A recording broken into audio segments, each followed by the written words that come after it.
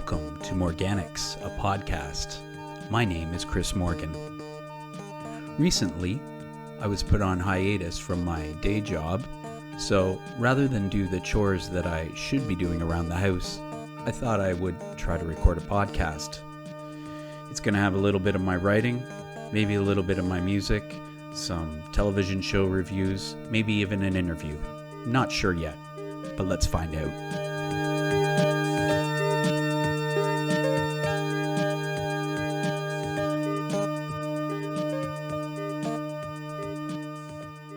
Wanna be starting something, you got to be starting something. Hello again. So this opening section is part of the podcast that I kind of envision as informal or freewheeling, a chance for me to speak about the state of the world and things that may be a preoccupation. But for this first episode, I'm going to use the time to talk about the person behind the mic. That's me. And just introduce myself to you. Like I said before, my name is Chris Morgan, and I am a resident of London, Ontario, Canada. That's where I'm situated. As far as a being in the world, I am a father of two lovely children. I have done a number of different kinds of work over the years in order to sustain myself and to kind of keep body and soul together. But I've always considered myself to be an artist. And by that, I just mean that I try to live my life in accordance with beliefs that are creatively affirming. So I'll just leave that there. As far as Morganics, this podcast goes, I just am a big fan of radio and podcasts in general. Very fascinated with the theater of the mind. And so I thought I would take a swing at making one of my own. Morganics is a name that actually came out of a conversation that I had with my brother a few years ago.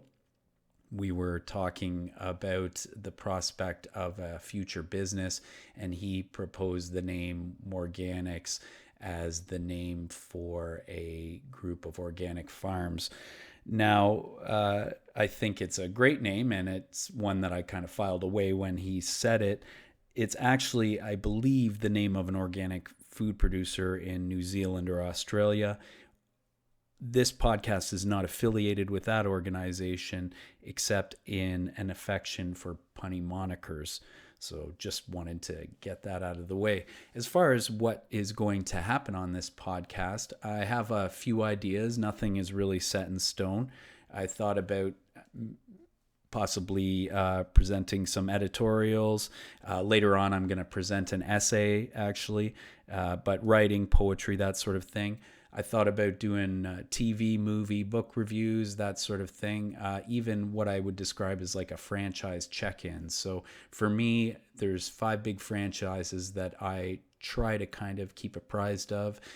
Those are Star Wars, Star Trek, the MCU, that's Marvel Cinematic Universe, the DC universe, and then also Lord of the Rings. Anybody who has known me at any point in my life knows that I enjoy all of those particular fantasies. And so hopefully I'll get into it a bit about how they have evolved over the years. They've become quite complex. And so I think it will be useful to try and untangle some of it. And then beyond that, I am very interested in the subject of astrology. I've been studying it since I was a teenager. I actually got a degree in it, which is only slightly less useful than a degree in economics. But I may do some astrological profiles or talk a bit about things called world transits, which is something that affects everybody if you are a person who follows astrology like I do. And then last but not least, I was thinking that perhaps a song or some piece of music might be nice for the first little while anyways. Since I'm a songwriter, it'll be my music, but I am going to put out a call for musicians in the community to send in their music, and maybe I'll be able to give it a spin. So that's kind of a very general picture of what I have in mind for the podcast. For the next section, you can hear me turning my paper here. The next section of the podcast is actually more formal. It's a reading of an essay that I did a number of years ago on the subject of time. For some of you, this will probably be about as interesting as listening to a university dissertation. I'm hoping that it sounds a little better than that, but I understand if there's a lack of interest, at least from some people. I find the idea of time itself and the concepts we have about it to be very fascinating. And I wanted to explore the evolution of those ideas in an essay format.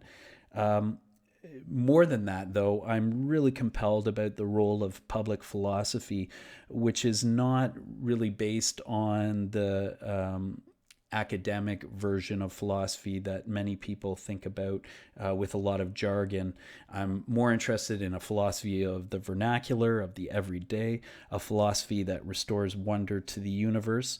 I do believe that most of the problems we face as a society collectively are philosophical problems, and that if we have a philosophy that's sound, political power can be applied justly. That's why I think it's important. In a way, it's really an intensely subversive act, that being public philosophy, since we do live in a time when deep thinking and reflection on a subject is often diminished by the next social networking update or pop culture flotsam. So really, that's it.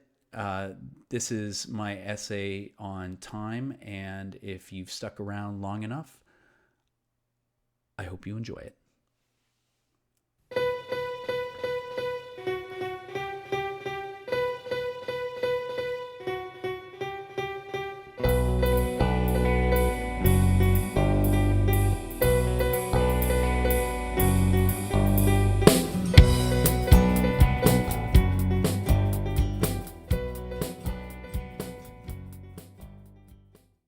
Time, genealogy of a concept. It surrounds us, yet we only observe its effects. It shapes every aspect of our lives, but we don't interact with it directly. We make it, measure it, save it, waste it, compress it, bend it, extend it. We can't even hold it in our hands. And when we're asked to define it, every description seems ephemeral and contingent, as if it's beyond words to explain. It is time. What is it? How to explicate time? By a moment which, whether experienced subjectively or intersubjectively, seems to flow like a river from the past to the future? Perhaps time can be quantified by the metrics of cause and effect and the laws of thermodynamics. Will we know time by its absence when we contemplate eternity? Can we even posit with intellectual honesty what time is when we're always inside of it, three-dimensional beings embedded in the fourth dimension? To unpack these questions, it's useful to think about time's conceptual evolution like a genealogy, one that's been mapped onto Western scientific and cultural paradigms of the past 2.5 millennia. There exists a limited interval in which to complete this genealogy, so some aspects of temporality, used here as a variant of the word time, its practical relevance in relation to duration, measurement, and technological invention, for example, will remain unaddressed so metaphysical issues can be investigated. Here, as in all things, time is against us. Or is it? As we survey perspectives on temporality, a case can be made that there is an inherited prejudice in relation to time, or, to be precise, an inherited prejudice in relation to certain ideas about time. This shouldn't come as a surprise, since, next to knowledge of death, temporal awareness is the most persistent reminder that humanity, for all its civilized progress, will never be fully emancipated from nature's dominion. From an evolutionary perspective, modern humans aren't far from the savannas of Africa, where our prehistoric ancestors are thought to have wandered for many centuries, unprotected from nature in the form of sickness and disease, changing weather conditions, and violent or accidental death. When our ancestors began living in cities and developing written alphabets, ambivalence towards problematic aspects of nature, including time, found its way into language, which informed the way temporality was thought about and discussed. Like civilizations before and after them, the Greeks mythologized their relationship with nature, the psyche, and society using a pantheon of gods. Multiple deities became associated with various concepts of time, but one of the most revered was the Titan Kronos. He was also the most feared, having been believed to have eaten his own newborn children to prevent them from taking his place as king of the world.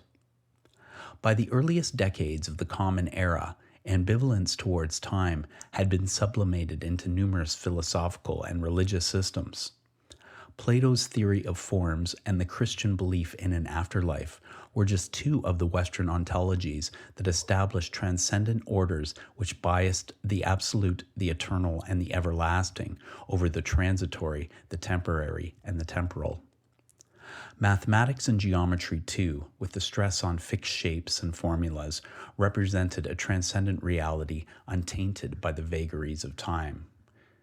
An example of the ongoing ambivalence towards all things temporal can be found in the beliefs of the ancient Gnostics. This early Christian cult taught the initial descent from the divine state, the primeval fall, didn't take place in the Garden of Eden, or even when Lucifer was cast from heaven. The first fall occurred when the universe was created, when time itself began. For a Gnostic initiate, matter, the material world, and all that proceeded from it, including time, was corrupt. Their goal was a return to a region of light called the pleroma.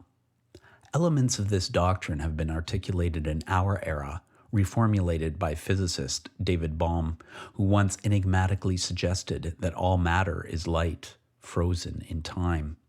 Of course, to a Gnostic living 2 millennia ago, the inverse to that viewpoint seems the truer statement, that without time, everything is light. It's here, reasoning by negation, via negativa, that we intimate what remains in the absence of time, an opportunity to recognize, like Michelangelo seeing a statue in a block of marble, what pieces of stone must be removed to reveal the figure within. Maybe St. Augustine of Hippo used his own sort of negation when he famously uttered, "What then is time? If no one asks me, I know. If I want to explain it to a questioner, I do not know."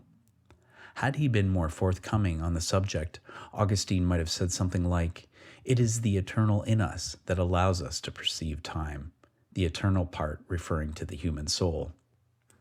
Like time, the concept of soul is larger than a single religion or philosophy. In the 21st century, scientists call soul consciousness and seek to know its laws. Most of humanity believes soul to be their birthright, this eternal essence of a person, thought to consist of subtle numinous energy, is a wide, soaring arc in the metaphysical lattices of countless worldviews, both ancient and modern. Soul was a powerful idea to humanity's prehistoric ancestors, offering existential certainty alongside a communally acknowledged mortality. The idea serves the same function today, even though the focus of the drama is now the soul's redemption from suffering, death, and the ravages of time by adherence to religious tenets or, more recently, faith in immortality technologies. The 17th century European Enlightenment traded the transcendent religious abstractions of time and eternity for the transcendent mathematical abstractions of science and the cosmic clock. The cosmic clock was invisible and operated perfectly in perpetuity. Time became an axis on a graph, one of the innovations that allowed the physics of the emerging scientific paradigm to operate with unprecedented predictive power over the natural world. This predictive power led incrementally to the Industrial Revolution and ultimately made Western modernity possible. But the idea that time could be measured the same way, no matter where a person was in the universe, only lasted until 1905, when Albert Einstein married the spatial and the temporal in his special theory of relativity and exploded the cosmic clock forever.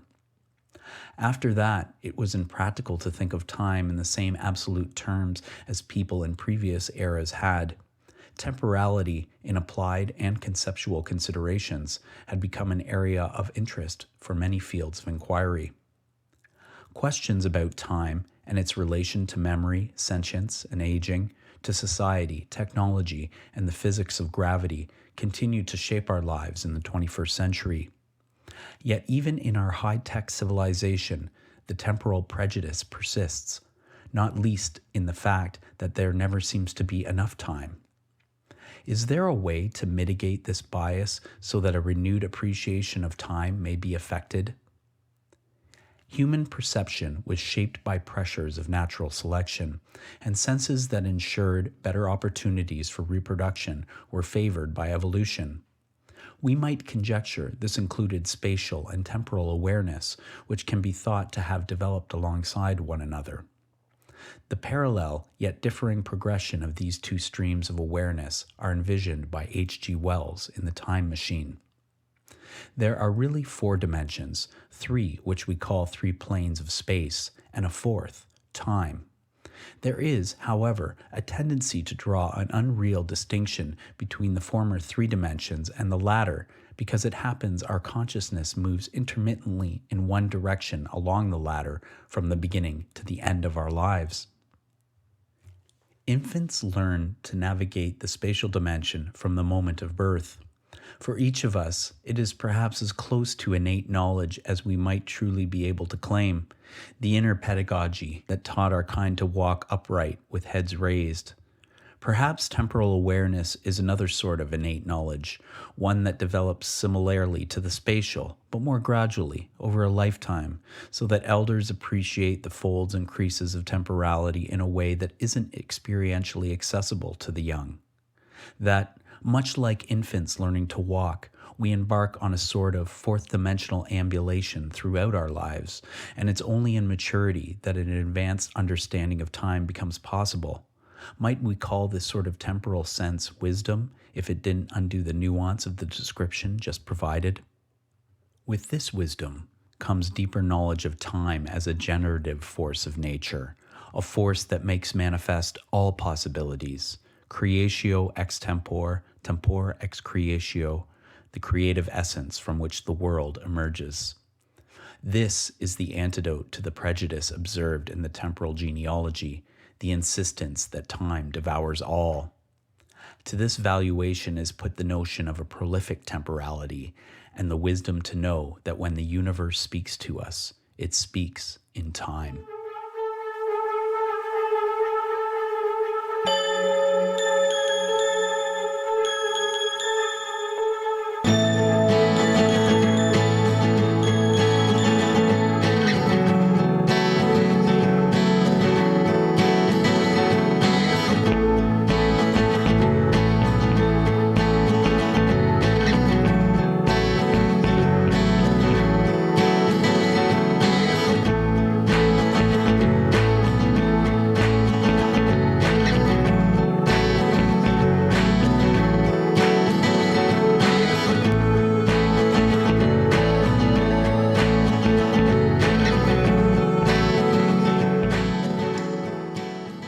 Whoa, I'm back.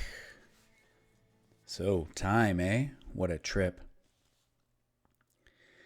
But that gives you an idea of the kind of writing or essays that you can expect here on Morganics. I am going to indulge my proclivity for public philosophy just because I do think it's a worthwhile endeavor, and I like to share the things that I think about. if nothing else, that's what this podcast is about. So we're coming around to the last section, and the last section of the podcast is one that I had reserved for a piece of music. And today, the piece of music is going to be a song that I wrote 25 years ago. It's one of my favorites. It's a song that arrived in a way that you sometimes hear songwriters describe, where they get the entire piece of music in like 10 or 15 minutes and then they're able to record it, and it's this really special happening. They haven't had to labor over it or anything. Well, this song was kind of like that, at least as far as the basic shape of it. The lyric and the music arrived very quickly. The song is called Stride. It is about friendship. It's about what Greeks called agape love. It's the love that you have for a friend or for a brother or sister. It's a love of humankind, really. And so the song and the lyric itself, while it's kind of, I guess, written in a very childlike way, it gets at, I believe, some of the core ideas that are in a close friendship, and the meaning of that sort of relationship. So I guess last but not least, I'm just going to say that in the spirit of this piece of music is the same spirit that I've created this podcast. Morganics is about trying to reach out and to make a connection with the world. This is a difficult time for everybody, and I think that the thing that most of us need more than anything else is to have the affirmation that the things we're going through are shared by others, and that we can still converse and laugh and have a good time together, even though the situation does appear dire. So that being the case, I wanted to just sign off on that note, and I'm going to play the song now, and I'll be back in a little while. I don't know when, to be totally honest with you. This has been really fun, though, and I thank you if you've listened to the whole thing. You're great. The kind of listener that I'm really hoping for if I keep going on these. So without further ado, this is Stride. Do take care of yourselves and each other, and like the Vulcans say, live long and prosper.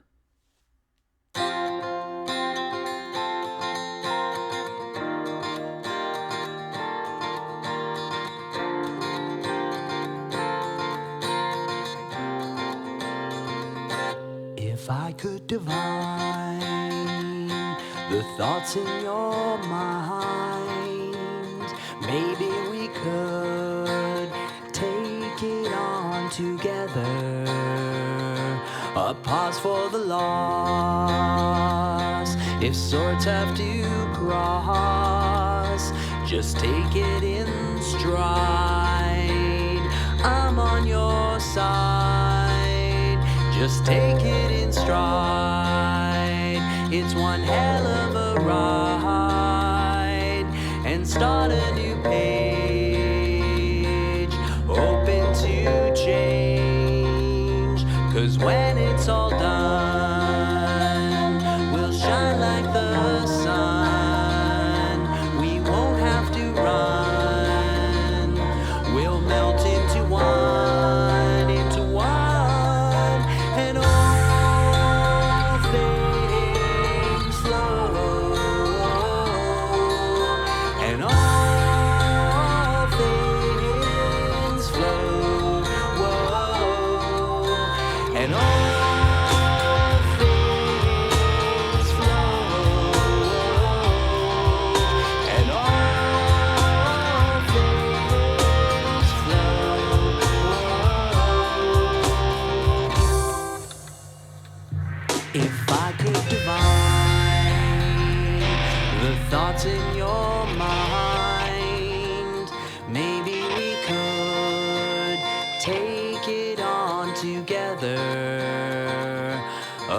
for the lost.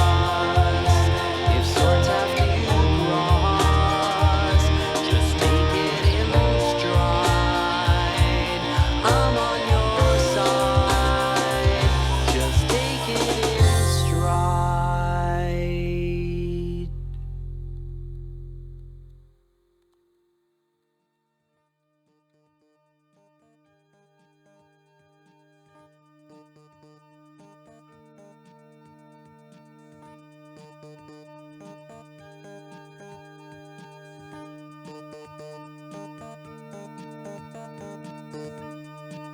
Morganics, a podcast, was produced at Furious Styles Studios in January 2021.